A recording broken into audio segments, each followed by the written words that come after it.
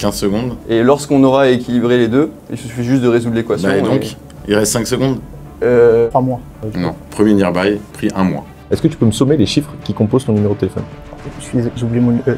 Ok. C'est... Bienvenue dans The Finance Games. Bienvenue dans le 3e épisode de The Finance Games. Accrochez-vous, 2 candidats vont s'affronter pour un cadeau d'une valeur de 10 000 € et pour un poste sur le fameux desk volet hybride. Et face à eux, un jury redoutable va tester leurs limites. Bonjour, mon nom est Salomon Sebag. J'ai passé 30 ans dans les marchés financiers. Un de mes plus grands plaisirs, justement, c'est de voir les étudiants attraper le bug, comme on dit, et devenir des professionnels des marchés. Bonjour, je m'appelle Zed El Yagoubi, je suis diplômé de l'EDEC. La raison pour laquelle j'ai organisé The Finance Games, c'est pour aider les étudiants à préparer leurs entretiens en finance de marché. Je m'appelle Sam Biezoni, diplômé de l'École normale supérieure et de l'ESSEC. Alors, ce que j'attends de la part des candidats, c'est simple, j'attends le nouveau Pierre Chartier. Et maintenant que nous connaissons le niveau du jury, découvrons les écoles qui s'affronteront. L'ENSAE, L'école d'ingénieurs de référence en statistique, économie et finance. l'école d'ingénieurs la plus proche de l'X. Non, vraiment, guys, ils sont qu'à 10 minutes à pied.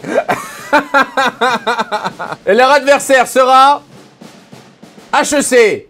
Sans aucun doute, la meilleure école de commerce française. La meilleure formation. Eh oui, guys, n'est pas épicier qui veut, hein. Le plus gros duel, tu dis? Bon, c'est ce qu'on va voir. C'est qu'une question de référentiel, mon grand. 2 écoles totalement différentes, mais une seule et même épreuve. Alors qui va remporter ce duel?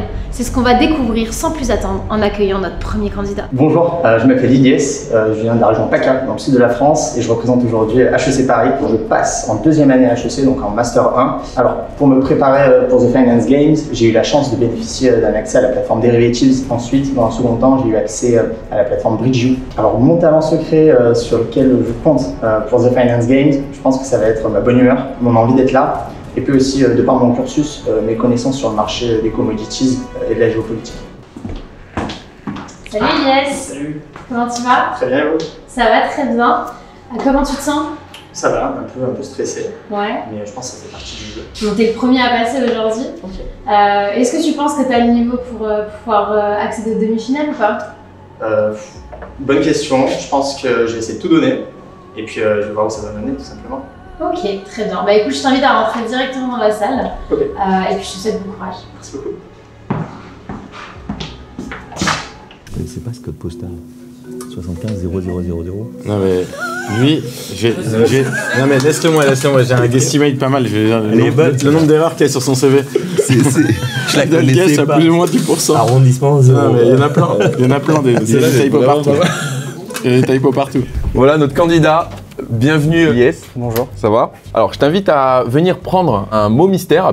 À chaque début d'entretien, le candidat doit piocher un mot mystère. Le but, glisser le mot discrètement lors de sa présentation. Si le candidat échoue, il se voit alors retirer 1 point.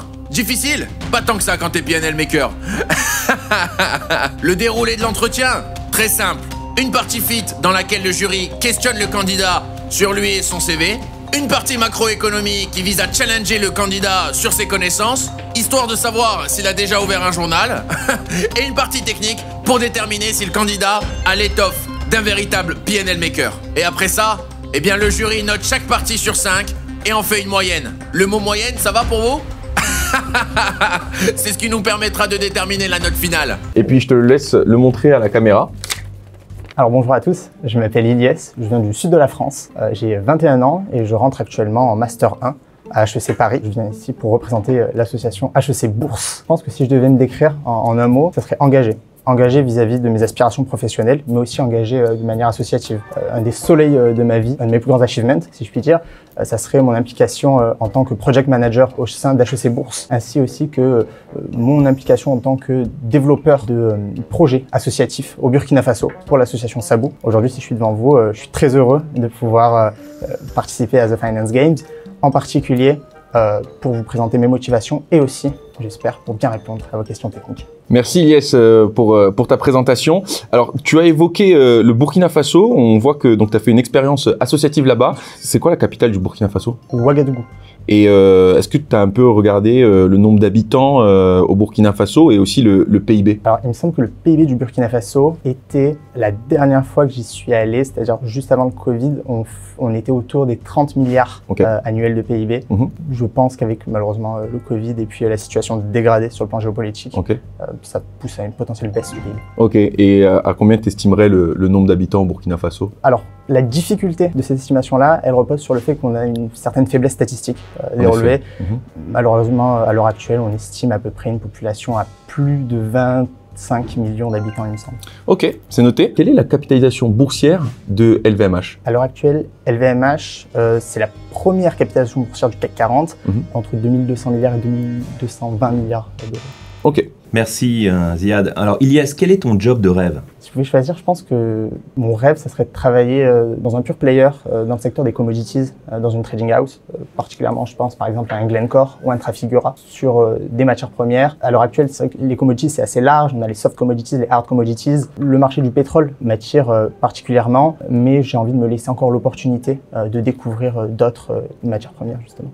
Tu disais que tu avais le sens du détail. Tu pourrais me donner une estimation du nombre de coquilles qu'il y a sur ton CV à plus ou moins 10%? Alors, j'ai un souci sur une ligne principalement où j'ai 4 ou 5 caractères qui sont glissés, plus ou moins, allez, 20%, on dirait entre à peu près 7 coquilles. C'était 10% à l'intervalle de confiance et 7 coquilles.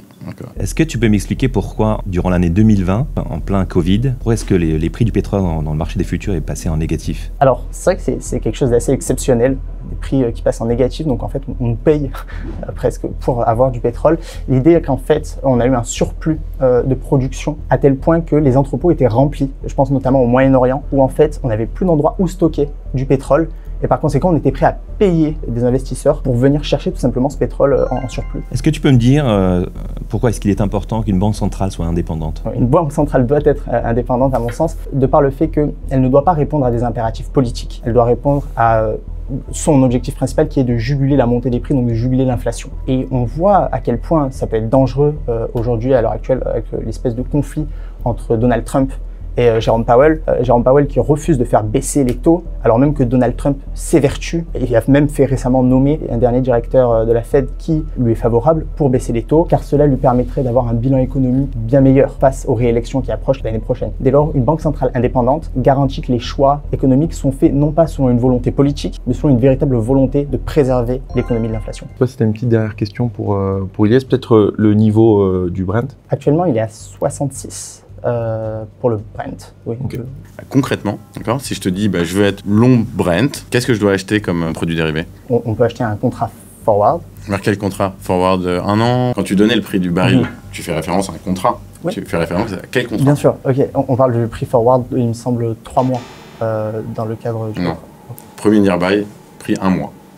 C'est la référence. Est-ce que tu pourrais me donner le Vega d'un contrat futur? Le Vega, ça va être l'impact de la volatilité sur le prix du sous-jacent. Sous-jacent? Non, sur le prix de l'option, pardon. Donc c'est la dérivée de l'option divisée par la dérivée de la volatilité, donc du sigma. Le prix, par conséquent, d'un forward, c'est S fois l'exponentielle de moins R, grand T, moins T, moins petit t. Moins R? Moins R, parce qu'on actualise en fait. Donc au moins plus R. Donc du coup, le Vega d'un contrat forward est nul. Voilà. Si tu as une courbe de taux, dans laquelle tu as le taux à 6 mois est à 5% et le taux à 1 an est à 5%, a priori, le 6 mois dans 6 mois sera plus élevé ou plus bas? Je pense qu'il va être plus haut dans la mesure où ça a lieu dans des moments d'incertitude. Par contre, on pourrait même dire que ce serait plus bas en fait. Donc, alors plus haut ou plus bas? J'ai envie de dire plus bas. Plus bas, oui. Oui, plus bas, parce qu'on a l'incertitude et puis on a une formule pour calculer le taux forward. Donc, je pense qu'on dirait plus bas si on a 5%.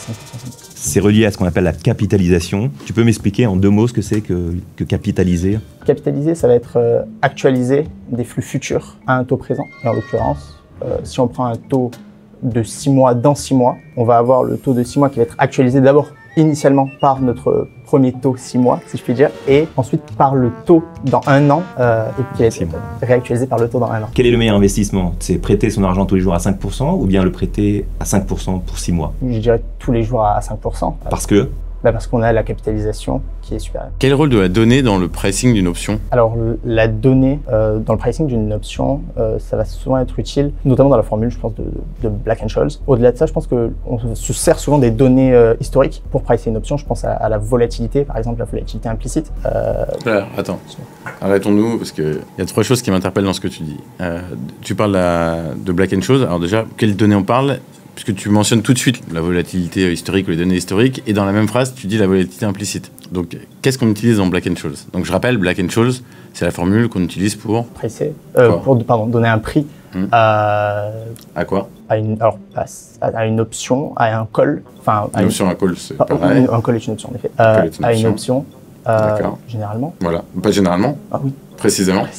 Et donc, qu'est-ce qu'on met dans Black-Scholes comme type de données? Implicite, historique, un mélange des deux, autre chose? Alors, on met des données principalement historiques, puisqu'en fait, ce qui va se passer, c'est qu'ensuite, on va avoir... Ah bon? Les traders servent à quoi? C'est-à-dire, ils servent à... Si on peut mettre des données historiques, il n'y a pas besoin de traders. L'idée, c'est de mettre en fait des données sur le futur, donc qui ont été calculées à l'aide de données historiques. Ça, c'est autre chose.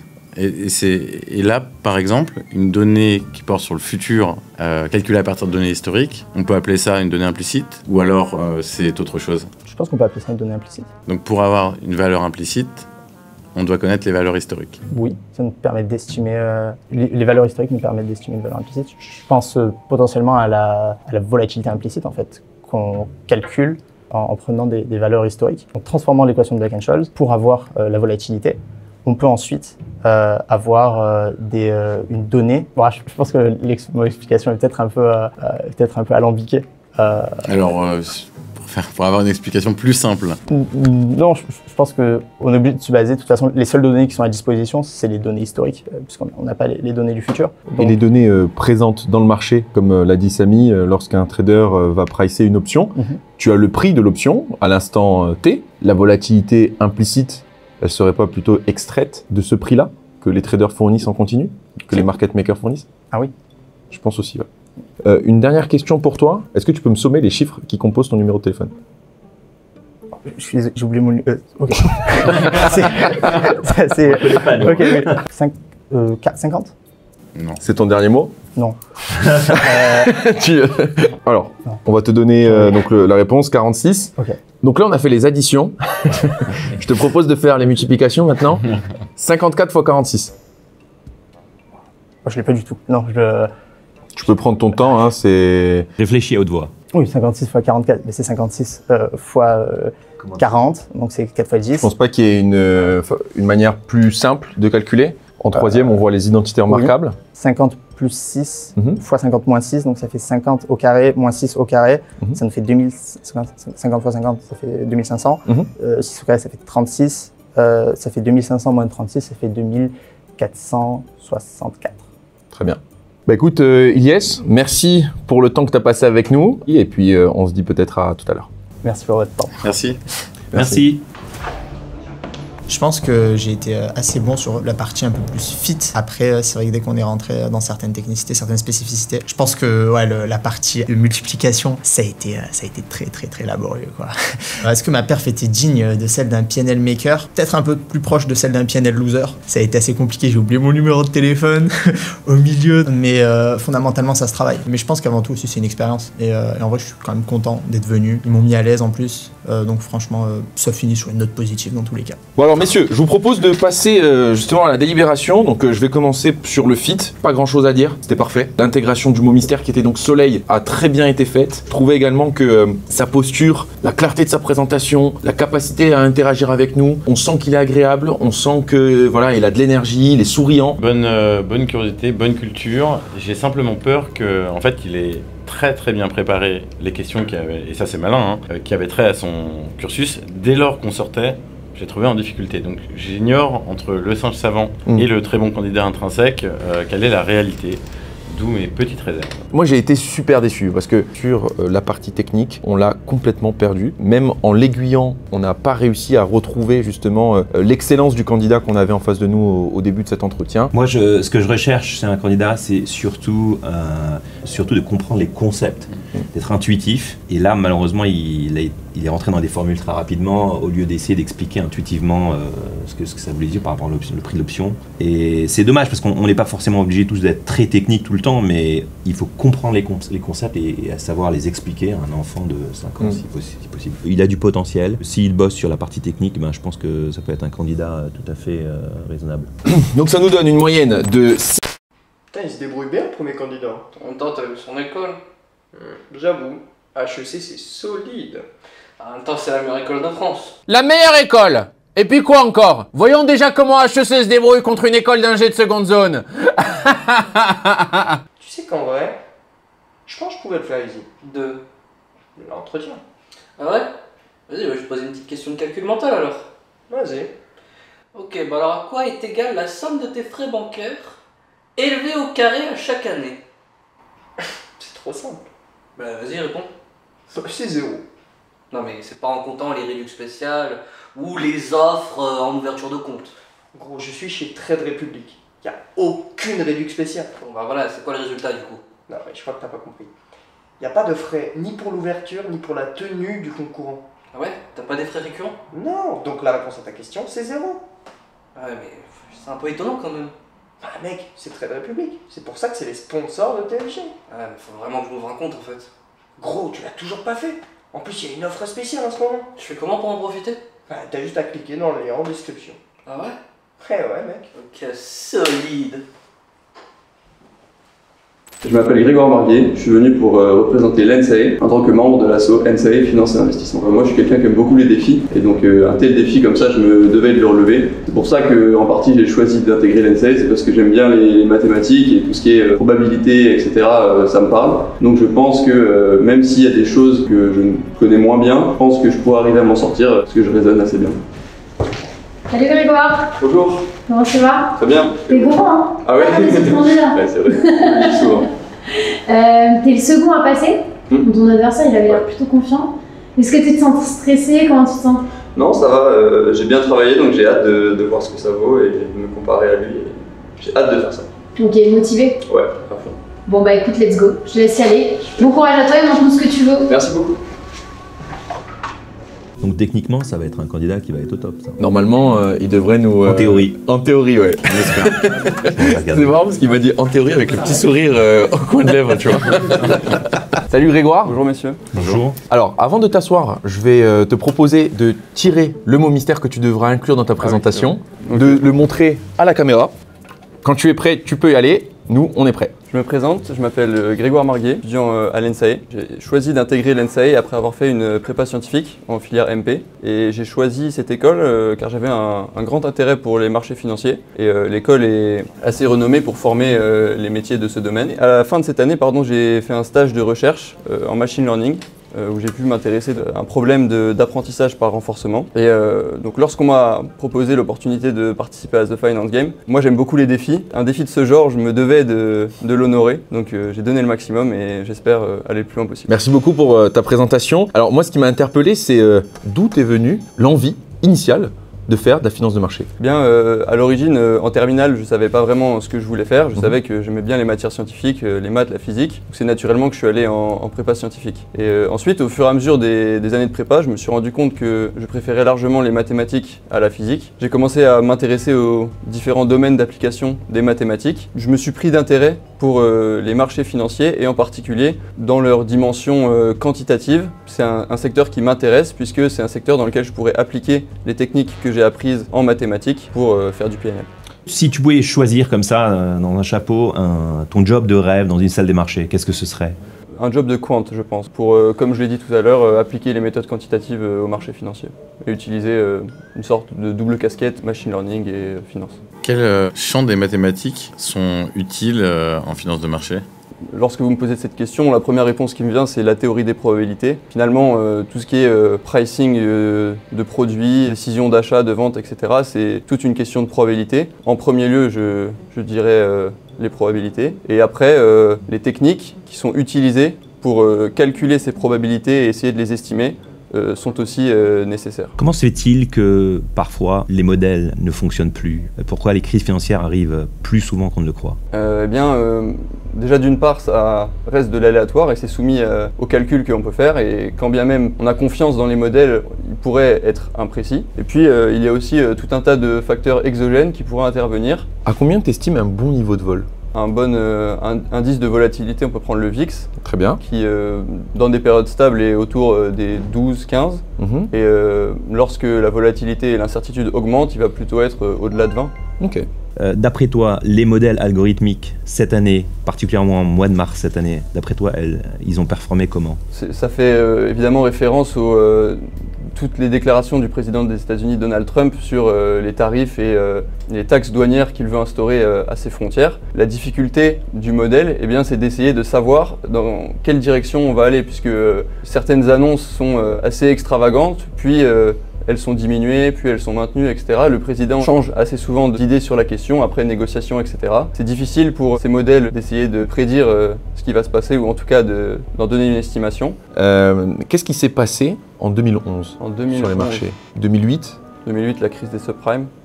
Ok. Est-ce que tu peux m'en dire un petit peu plus, très rapidement, en 30 secondes, en quoi ça consiste? Très rapidement, les banques avaient financé des prêts hypothécaires pour les Américains. Et lorsque le marché de l'immobilier a grandement diminué, les contreparties de ces prêts ont perdu aussi en valeur. Et donc, après une réaction en chaîne, la partie collatérale des prêts ne valait plus rien. Donc, les gens faisaient défaut et les banques étaient sans argent. Pourquoi on a cru que finalement la valeur de ces collates n'allait jamais baisser? Ils étaient adossés au marché de l'immobilier. Donc tant que le marché de l'immobilier se portait bien, la valeur des collatérales était assurée. Il me semble que ces titres étaient regroupés et un peu mélangés, donc peut-être que ça a atténué la visibilité que les gens avaient sur les potentiels dangers qui étaient derrière. Tu as mentionné le président Trump et les tarifs douaniers.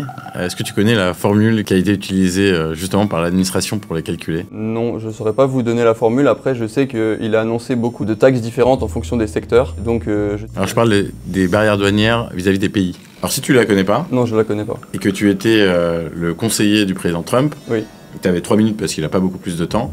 Quelle formule tu conseillerais? C'est une bonne question. Ça dépend des objectifs du président. On peut penser que son objectif est de rééquilibrer la balance commerciale, comme c'est le cas avec des pays par exemple comme la Suisse. Et donc peut-être la bonne formule serait une formule qui amènerait à la balance commerciale des deux pays à se rééquilibrer. Alors donne-la moi. Il te reste 1 minute 30. Après le président a une réunion. Il fait la sieste après. Il va au golf. S'il est réveillé. Eh bien, si on prend Reste 45 secondes. Les importations, on va prendre un pays par exemple la Suisse. On va regarder combien les États-Unis importent de biens de ce pays. On va mettre une inconnue par exemple X pour les tarifs douaniers. Et on va calculer pour un X donné combien est-ce que rapporterait plus d'argent aux États-Unis. 15 secondes. Et lorsqu'on aura équilibré les deux, il suffit juste de résoudre l'équation. Bah et donc, il reste 5 secondes. Bah on n'a pas de formule. Moi je vais te poser des questions assez simples, donc pas de pression. D'accord. Qui est le président de la Fed? C'est Jérôme Powell. D'accord. Et son homologue pour la BCE? Christine Lagarde. Est-ce qu'il peut arriver qu'un taux d'intérêt soit négatif? Oui, ça arrive de temps en temps. Et tu peux m'expliquer pourquoi? Pour des occasions assez extrêmes, par exemple après le Covid, pour relancer et vraiment inciter l'argent à être par exemple prêté aux entreprises, on peut avoir des taux négatifs pour, entre guillemets, forcer les gens et rendre le coût de détenir sa monnaie sur son compte en banque supérieur à celui de le faire travailler, le prêter et rendre service à l'économie. C'est quoi un zéro coupon? Un zéro coupon, c'est une obligation qui ne va pas verser de coupon intermédiaire, uniquement le dernier coupon. Par exemple, si je veux qu'on me rembourse 100 € ou 100% du notionnel à une date ultérieure, eh bien on va calculer avec le taux d'intérêt actuel combien je dois payer maintenant. Et en payant cette somme, par exemple 96% du notionnel, j'aurai 100% à l'échéance. Est-ce que tu sais ce que c'est typiquement le Vega, très rapidement? Oui, le Vega c'est la sensibilité du prix de mon option à la volatilité et mathématiquement c'est la dérivée première du prix de l'option par rapport à la volatilité. Est-ce que tu peux inventer une expérience de Monte Carlo pour estimer la valeur de pi? Pour estimer la valeur de pi, je pense qu'il faudrait utiliser peut-être un cercle, faire intervenir une formule avec pi. Comment on pourrait faire? Alors, le temps que tu réfléchisses à ça en background, moi je vais te poser une question. Quelle est la capitalisation boursière de Nvidia, à ordre de grandeur? Un peu plus de 3 billion, donc 3000 milliards, un peu plus. Ok. Billion, c'est milliard. Ah oui, oh, pardon. Oui, mais c'est le bon ordre de grandeur, donc c'est le plus important. Est-ce que tu peux m'expliquer intuitivement et sans utiliser de formule mathématique cette fameuse méthode de Monte-Carlo? Ça sert à quoi? Oui, méthode de Monte-Carlo. On va faire une série de tirages aléatoires différents et on va regarder en moyenne quel est le résultat. Et ce résultat doit correspondre à la probabilité empirique que l'événement arrive. Et donc pourquoi est-ce que ça sert en pricing d'options? Par exemple, on veut pricer un produit plus compliqué qu'un call et on ne peut pas utiliser la formule de Black-Scholes. Mais on va simuler plein de trajectoires différentes que le cours du sous-jacent pourrait prendre. On va calculer pour chaque trajectoire le payoff et à la fin, en faisant la moyenne, on va trouver le payoff moyen et donc le prix de notre produit. Imaginons que tu aies une option sur Nvidia et supposons que Nvidia vaille 100 €. Combien tu serais prêt à m'acheter une option qui te donne le droit d'acheter Nvidia dans un an à 100 €? Oui, pour répondre à votre question, pardon, je peux utiliser l'approximation de la valeur du prix d'un call à la monnaie et je dirais autour de 0,4. 0,4 quoi euros % du... Donc du coup, en euros, moi je veux en euros. Si le cours de Nvidia vaut 100 €, je suis prêt à payer, j'ai dit 0,4, je suis prêt à payer 40 €. 40 €? Non, ça fait pas de sens. Oui, 0,4 fois le sous-jacent, fois la volatilité, fois la racine de la maturité restante. Voilà. Donc on peut faire un rapide calcul, on prend S égale 100. Donc on est toujours à 40, multiplié par la volatilité, on peut prendre par exemple 20%, donc 0,2. Donc on serait à 0,2 de 40. 40 divisé par 5, on est à 8. Et on multiplie par la maturité, 1 an, donc on est 8 €. 8 €, très bien. J'ai une dernière question pour toi. Donc, l'ENSAE, connu pour les mathématiques, pour la rapidité de calcul. Sans nous dire ton numéro de téléphone, est-ce que tu peux sommer tous les chiffres qu'il compose? D'accord. 49. Est-ce que c'est ton dernier mot? 39, pardon. Il y a un sacré gap. Il y a un sacré gap là. Ah non, déjà, c'était pas bon. 50. C'est la dernière réponse. C'est la dernière réponse. Très bien. Écoute, Grégoire, merci pour le temps que tu nous as accordé. Merci pour cet entretien. Merci. Merci et puis on se dit à bientôt. Je vous remercie. J'ai un sentiment assez mitigé parce que le niveau des questions était assez cohérent avec ma préparation. Mais malgré tout, je pense qu'il y a des erreurs que j'ai faites que je faisais pas pendant la préparation. Mais bon, malgré tout, c'était mon premier entretien de finance de marché. Donc ça m'a mis dans des conditions réelles et pour le prochain entretien, je sais à quoi m'attendre et c'est un bon étalon, je pense, donc je suis content de l'avoir fait. Si je devais repasser l'entretien, je pense que j'avais le défaut de vouloir répondre vite. Et ça m'a amené à faire des erreurs. Et une fois que l'erreur est faite, c'est difficile de revenir en arrière et de trouver la bonne réponse. Peut-être qu'il faudrait prendre un peu plus de temps pour être sûr de donner la bonne réponse du premier coup. Franchement, bon candidat dans l'ensemble. Bon candidat, mais je pense que son côté technique l'a un petit peu étouffé parfois. Dans ce sens, c'est-à-dire, on sent que c'est un matheux, technique et tout. Il a toutes les cartes en main, mais t'as envie de lui dire, bon, reviens sur Terre et c'est du sens, quoi. C'est ça qui m'embête chez lui. Il est presque trop technique et il n'arrive pas à descendre sur Terre. Non, mais il a une belle paire de rois et voilà, il joue un beau jeu. Il slow play. Il slow play, il 4 bet pas pré-flop. Mais ça c'est quelque chose qu'on retrouve assez fréquemment. C'est-à-dire que les candidats qui sont très techniques se perdent dans une forme de technicité, ils n'arrivent plus à retrouver la simplicité. Sur un desk, l'essentiel des raisonnements qu'on fait sont des raisonnements extrêmement simples. Il faut arriver à retomber sur Terre et à toucher les choses du doigt. Donc du coup, on est à une moyenne de... Ils ont affronté toutes les questions du jury. Ils ont donné tout ce qu'ils avaient. Mais avant d'avoir le verdict final, il nous reste une dernière étape. Un membre du jury pose une question à nos deux candidats. Monsieur et Madame Fu ont un fils. Comment s'appelle-t-il? Même si je suis en mesure d'y répondre en moins de 20 secondes, on va quand même leur laisser 5 minutes pour y réfléchir. Par contre, ce sera un seul essai. Et si l'un des deux trouve la bonne réponse, alors il a le droit d'utiliser le joker. À ses risques et périls. Fusillade. Non, je rigole. Bon, assez parlé, c'est quoi le brain teaser? Alors, voici le brain teaser. Il est 3h de l'après-midi. À quelle heure exactement l'aiguille des heures et l'aiguille des minutes vont être superposées exactement?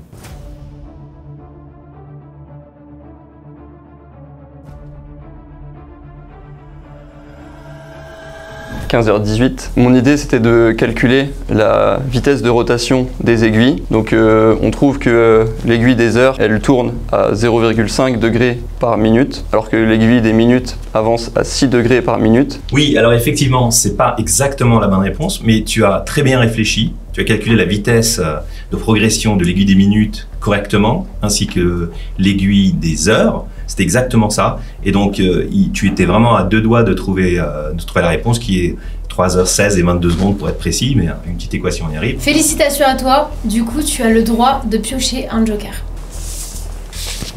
Alors, c'est le range accruel.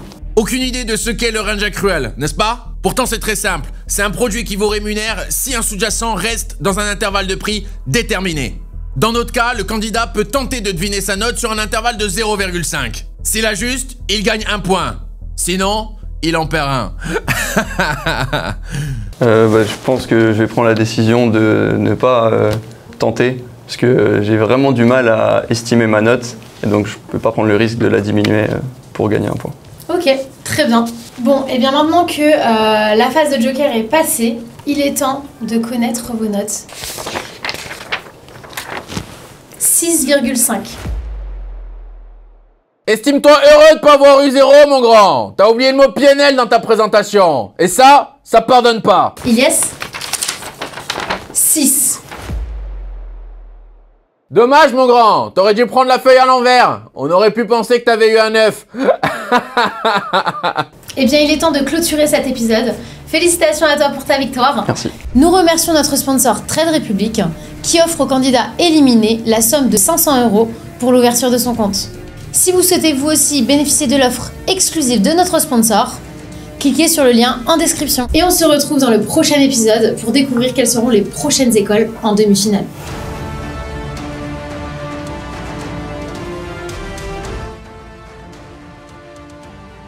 Petit à petit, on va make du PNL pour make-up pour cette performance. Ils m'ont mis à l'aise en plus, donc franchement, ça finit sur une note positive dans tous les cas. Je suis un peu tombé dans le piège de raisonner sur le prix forward, alors que dans ce cas-là, ça marche pas. C'était difficile d'y voir clair et de réfléchir, sachant que je m'étais déjà trompé avant.